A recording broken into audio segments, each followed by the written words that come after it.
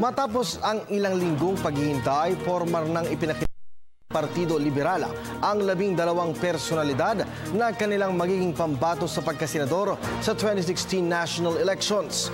Ayon po kay Pangulong Aquino, tiwala siyang ipagpapatuloy ng mga ito ang nasimulan ng reforma ng Administrasyong Aquino. Ang kabuang ulat, alamin natin mula sa aming kasamang si Elena Luna, live.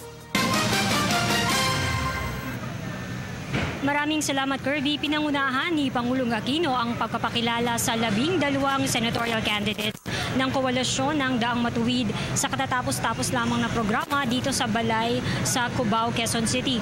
Ayon sa Pangulo, ang 12 individual na ito ang kumakatawan sa prinsipyo ng katapatan, sakripisyo at paninindigan. Pinangunahan ng 12 senador na ito ni Senate President Franklin Drilon. Kabilang din sa lineup sina Senator Ralph Recto, si dating senador at dating presidential advisor on food security and agricultural modernization Pangilinan, dating senador, dating PNP chief at dating rehabilitation czar Panfilo Lacson. Ipinakilala naman bilang woman with balls si Justice Secretary Leila de Lima.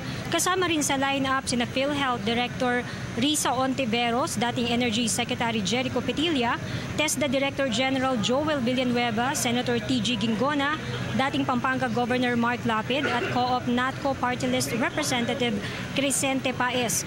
May espesyal na apila ang koalisyon para tulungan ang isang taga Mindanao sa Senado. Ito ay si DILG Assistant Secretary for Muslim Affairs and Special Concerns at dating Maguindanao Officer in Charge Nariman Amboloddo.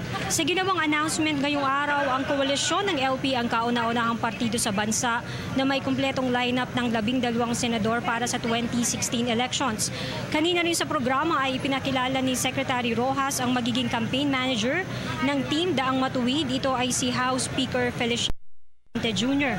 Spokesperson naman ng team ng Daang Matuwid, sina Congressman Miro Kimbo at si Congressman Barry Gutierrez, habang mananatiling tagapagsalita ng Liberal Party si Congressman Edgar Erice. Kanina rin ay nakausap natin si senatorial candidate Risa Ontiveros at ayon sa kanya ay alas 3 ng hapon ay magkakaroon ng meeting ang mga senatorial candidates. Ito ay para pag-usapan kung anong araw sila mag-aay ng Certificate of Candidacy o COC sa COMELEC.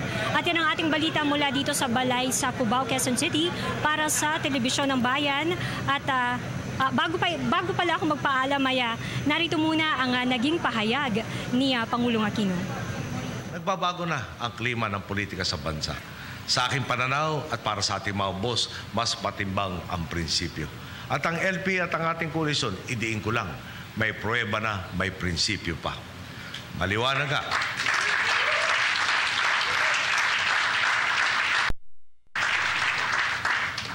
Maliwanag nga na habang tagpi-tagpi ang grupo ng iba, tayo ang may totoong tandem. Tayo ang may totoong record at plataforma. Tayo ang nasa panig ng prinsipyo at reforma. Tayo ang Daang Matuwid.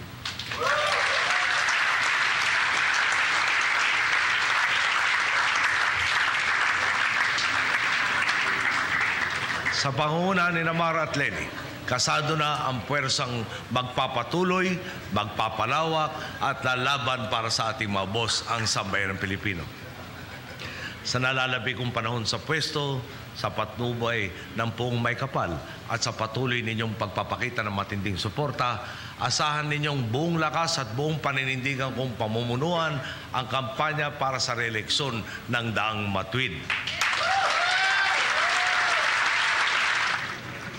At yan ang ating balita mula dito sa Balay sa Cubao, Quezon City para sa Telebisyon ng Bayan at sa tulong ng Unit 3. Ako si Elena Luna para sa Telebisyon ng Bayan. Alright, maraming salamat sa iyo, Elena.